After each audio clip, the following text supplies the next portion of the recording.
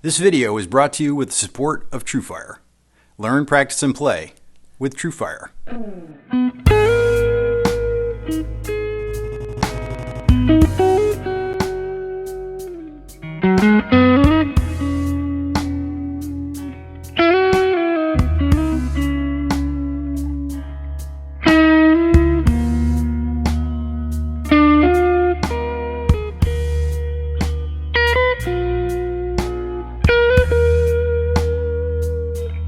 Hi, this is Keith Wams. Welcome to 5-Watt World. We're interested to help you get the most music from the least gear. Why did Fender build a Telecaster Thinline? The first version of this guitar is in most ways a regular Telecaster. So what was it that brought Fender to design and build this short-lived variant of the famed Telecaster, running from just mid-68 until 72? And then, what's the story on version 2, with its wide-range humbucking pickups, also unpopular in its time, but later picked up for its unique tones by Tom York of Radiohead and Johnny Buckland of Coldplay? So if you want to know the story behind this unique, and let's face it, pretty cool-looking Telecaster variant, stay tuned, because this is the 5-Watt World short history of the Telecaster Thinline guitars. If you enjoy our videos, make sure to subscribe, or grab a t-shirt, hoodie, or a Stomp preset pack to support what we do here. And to become a bigger part of 5-Watt World, sign up for the Friends of 5-Watt on Patreon. The links are in the description. CBS bought Fender Musical Instruments in 1965.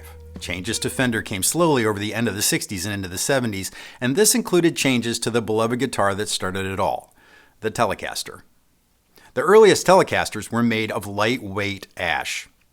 Ash had been chosen for its availability and for the dependable grain pattern and the way it looked with the early semi-transparent finishes. But by the mid-60s, the ash that Fender had in stock was becoming prohibitively heavy, and the weight of some Telecasters from those years can rival that of a Les Paul. Whether the lightweight ash was no longer available, or, as has often been stated, that the new CBS accountants were unwilling to pay for the lighter wood, is now lost to history. But the fact that the guitars were too heavy is not. Fender's first attempt to lower the weight was to remove wood from the body where it would be hidden underneath the pickguard. They hoped to be able to solve the problem without fundamentally changing the design. This brief and ultimately unsuccessful experiment yielded what are now affectionately referred to as the smuggler Telecasters for the hidden compartment under the pickguard. But this did not make a big enough difference, and so they decided to do a redesign. For this, they turned to Roger Rossmeisel, who had come to work at Fender in '62 after spending the previous decade designing guitars at Rickenbacker. Rossmeisel had been brought to Fender to help develop semi-hollow or thin-line guitars like the successful ES335 series over at Gibson.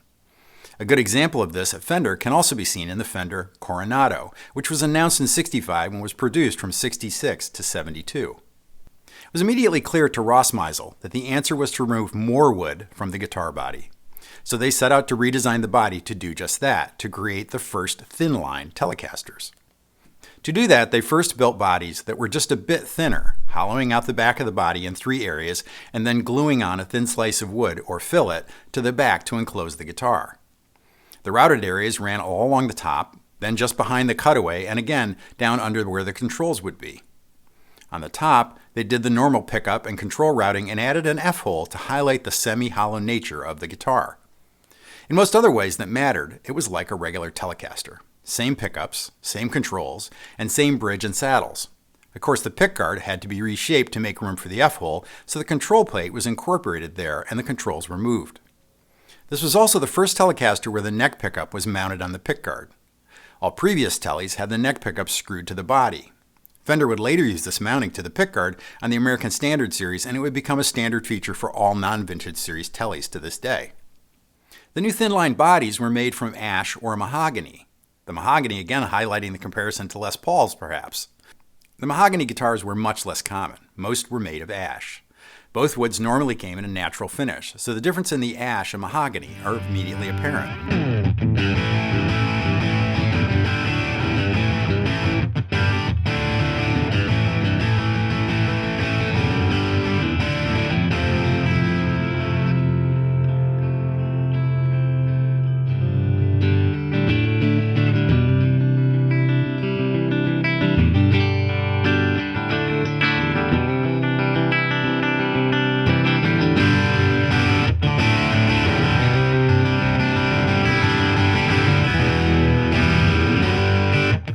aren't good numbers on how many of the original version 1 Thinlines were made, but we do know that they were released in July of '68.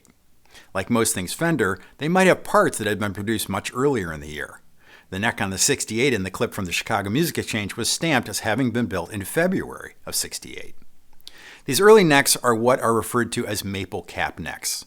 The maple fretboards were glued to the maple necks after they'd been routed for the installation of the truss rod. For this reason, the walnut skunk stripe that runs down the back of the neck usually, where they were routed for the truss rod was then filled with walnut, is missing from the maple cap necks. There were some thin lines with the rosewood fingerboards, but these are very rare. Those first guitars would have had more of a lacquer finish, with the late '68 and later guitars having the thick skin poly finishes that we'd see throughout the '70s on Fender guitars. And in early '68, you would also see the loss of cloth-covered wire that had been used since the beginning of the '50s. Interestingly, the price of a standard Telecaster in '68 was $259. The Thinline was launched at $329. You paid a $70 upcharge for the hollowing out of the guitar over the standard model. So it was marketed as an upscale model. In '69, a 3-tone sunburst was added as a factory option on the ash body, and custom colors were available for both the ash and the mahogany. The first version model would last in the lineup until it was supplanted by the version 2 in '71, though some version 1 Thinline guitars were trickling out into 1972.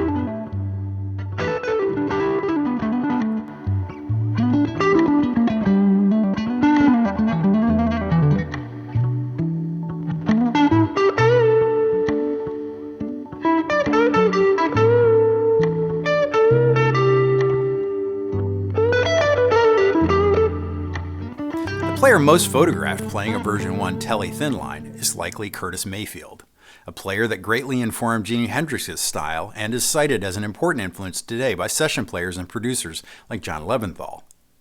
Country star Conway Twitty strummed a mahogany-bodied version 1. Then in the '90s, like many Fender models that weren't popular when released, new artists discovered them and made them popular once more. Tom York from Radiohead would play many variants of both the version 1 and later version 2 style Thinlines. And Bill Frisell used a version 1 style Thinline on his Big Sur album and throughout the 2000s in a wonderful Daphne blue. I reached out to TrueFire to be my sponsor because I've used them for years. With over 2 million users worldwide, whether you're a beginner, intermediate, or advanced level player, TrueFire has lessons to enhance and inspire your playing. Get 35% off courses using the promo code 5watt35, or like I do, sign up for the All Access Pass to use the entire TrueFire catalog. I really like TrueFire, and I think if you give them a shot, you'll like them too. Sign up now to start your journey to being a better guitarist. I'd like to thank TrueFire for their support in making this video. The star, and you might say the reason for the version 2 Thinline, was the creation of the new wide-range humbucking pickups. Like Ross Meisel moving to Fender from Rickenbacker, Seth Lover had been lured away from Gibson in '67 and would work at Fender until '75. Lover had been flown out to Fender from Michigan to discuss the job and was offered a salary of $12,000 a year, $3,000 more than he was making at Gibson at the time. In later interviews, Lover would joke that he felt Gibson had never really paid him what he was worth. Of course, Lover had developed, besides numerous amps and other electronics for Gibson, the original patent-applied-for humbucking pickup for Gibson in the mid-'50s that began to be used in guitars in '57. In an interview with guitar historian Tony Bacon, Lover said that although Leo Fender was still around the CBS-owned company as a design consultant, Lover said of Leo, "He never did talk to me too much. We never really got along too well. He never came to visit or anything like that." It might be that Leo felt that Fender didn't need to be more like Gibson, and in the end, Lover agreed, thinking that the Fender's trademark tone was all about brighter tones, and he built that into this new pickup design. Fender wanted Lover to produce a humbucking pickup that would rival what he'd done for Gibson. He did design a hum-canceling pickup, but one with a Fender twist and tone. It's very different in construction and very different in sound. A quick review of the construction of a Gibson-style humbucker is in order to highlight this difference. The Gibson pickup has 12 pull pieces that are metal, but they are not magnets, and then underneath is a bar magnet. The wide-range pickup has pull pieces that are also magnets. This echoes the long-standing Fender pickup design that have pull pieces being magnets. Lover also wanted them to be adjustable, and so this changed the type of magnet material that they could use. The standard Alnico magnet material couldn't be reliably threaded, so it was decided that a combination of copper, nickel, and ferrite that could be threaded and was called cuneife would be used. The pickups also have a lot more windings on the bobbins. They often measure in the 10 to 11K range, where vintage-style humbuckers tend to measure in the 8 to 9K range. That measurement doesn't always directly equate to output, but they are louder than other Fender pickups.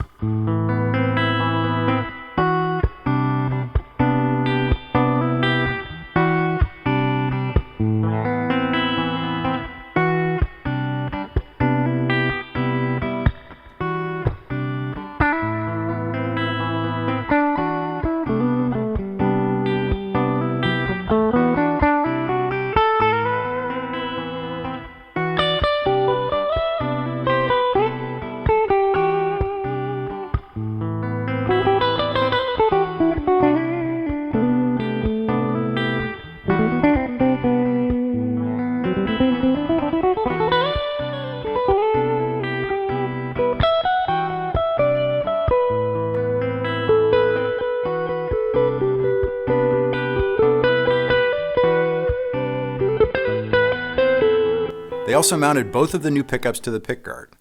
This was the completion of the move to pickup-mounted pickups that began in the version 1 Thinline guitars with the neck pickup.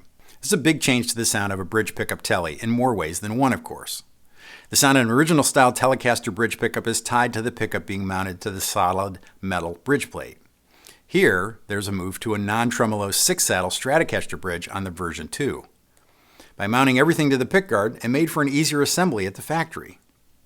The pickups, selector switch, and volume and tone pots could be mounted on the pickguard before it needed to be installed in the guitar. At installation, you had to just connect the output jack and the bridge ground wire, and away you'd go. While we're on the wiring, they used 1 meg pots with the new wide-range pickups. Standard single-coil pots, like in a standard Tele or Stratocaster, are 250K, and standard pots in a Gibson humbucker harness are 500K. This would allow much more high-end to come through. Also starting in '71, you get the bullet truss rod and the 3-screw neck plate. Now, due to the generalization that Fender guitars just got worse as time went on after CBS bought them in '65 until the modern era, the bullet truss rod and 3-screw plate tend to be associated with an erosion of quality, but both of these were design ideas from Leo himself. The bullet truss rod answered the long-standing grumble about needing to remove the neck to adjust the truss rod. And although the 3-screw plate is seen as less than the 4 by most, it's now generally believed that the part was fine, but the neck pockets were being cut less precisely, and that's really where the problem was in those years. And finally, the micro-tilt adjustment that was added at this time allows the neck angle to be fine-tuned in setup without the need to shim the neck. Many of us that have owned either vintage or vintage-style Fenders have seen pieces of playing cards or even pieces of wood inserted in the neck pocket to minutely adjust the neck angle. Originally, the version 2 guitar was offered in natural ash finish, and that's mostly what we see, but it was also offered in very few version 2s were made in mahogany. Though they were less common, the Series 2s were offered from their release in black and 3-tone sunburst as well. In '74, they added a walnut brown or mocha as a color option. But overall, the majority of the guitars were built in that original natural finish. The Series 2 guitars were not particularly popular in the '70s, and it was dropped from the line in '79. And then in the '90s, the Tele Thinline, Deluxe, and Custom became popular again, particularly in the UK. The previously mentioned Tom York played version 2 Thinlines as well. But most prominently of all, Johnny Buckland from Coldplay used version 2s almost exclusively, and is supposed to have an extensive collection of early '70s guitars. As part of one of the biggest bands in the world, Buckland put the version 2 in front of hundreds of thousands of fans out on tour. There is a long-running Jim Adkins Thinline style guitar with a set neck and P90s that really has only the F-hole in common with the original Thinlines, though the ones I've played are very cool guitars. Most recently, Fender offered the version 2 style model again with their American Vintage Series 2 guitars. Though they weren't particularly popular guitars in their first and second run, the redesign of the Telecaster to a Thinline model did achieve the goal of making guitars of reasonable weight at a time when the warehouse was full of heavy ash. I've said here often that my first really good electric guitar was an original 72 Thinline in natural. I ran it through an MXR Distortion Plus and an Electric Mistress flanger into a silver-face non-reverb Princeton, generally doing my best impression of David Gilmour on his first solo record. That rig could get amazingly close to Gilmour's original tones, even if my hands could not. Then in the early 2000s, Fender built some beautiful two-tone burst 69 style Thinlines with mahogany bodies down in Mexico. I put together a parts caster with one of the bodies. It sounded great, and it only weighed about 6.5 pounds. The influence of the Thinline Telecaster is far-reaching and can even be seen in one of my favorite guitars, the very future-forward Strandberg Salem Deluxe. I've said it before, but my lightly customized Thinline Strandberg is the guitar that I'd keep if I had to go down to just one guitar. An ergonomic, modern, super light instrument that seems to divide 5-watt world right down the middle every time I get it out on camera. There isn't much you can't do with a great Thinline Tele style guitar. Given my history with them, I'm not sure why it took me this long to make this video. If I missed your favorite part of the Telecaster Thinline story, please put it in the comments for everyone to enjoy. I know from experience that I can count on you. If you like this video, you might enjoy my full history of the Telecaster short history as well. First, I need to thank my good friend and resident Fender history expert, Zach Childs, from the YouTube channels Ask Zach and the True Tone Lounge fame. I never cease to marvel at the guitar-slinging encyclopedia of guitar knowledge that is Zach Childs.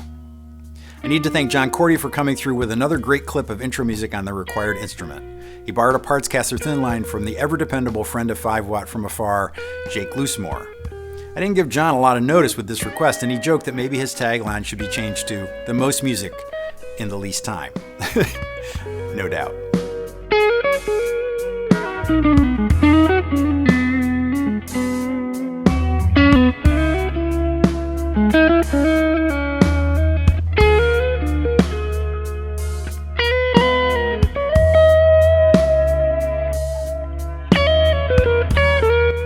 I want to thank the folks at Chicago Music Exchange for their permission to use the clip of Nathaniel Murphy playing a rare 68 Thinline with a mahogany body. I need to thank the folks at Guitar Point in Frankfurt, Germany for their permission to use the clip of the original 72 version 2 Thinline. I find great pics of vintage guitars so often for the videos on Guitar Point's website, I feel like they're old friends of mine. I need to thank Vintage Guitar Oldenburg for their permission to use another clip of the masterful Tobias Hoffman playing a late version 1 from 1972. You can see that even the thick poly finish was heavily checked in the video, but it doesn't keep Tobias from pulling amazing things from that guitar. I want to thank everyone that stopped by the store and picked up a t-shirt, hoodie, mug, or a Stomp preset pack. And in particular, I want to thank the friends of 5-watt on Patreon. It's the guitar community I've always wanted. You're all 5-watt world. I just make the videos. If you enjoyed this short history of the Fender Telecaster, hit the like button. And if you haven't subscribed yet, go ahead and hit that too. YouTube tells me that 60% of the folks that watch my videos aren't subscribed, so hit the subscribe button so you don't miss an episode. Thanks for hanging with me until the end. Until next time, I'm Keith Williams. Thanks for being a part of the 5-watt world.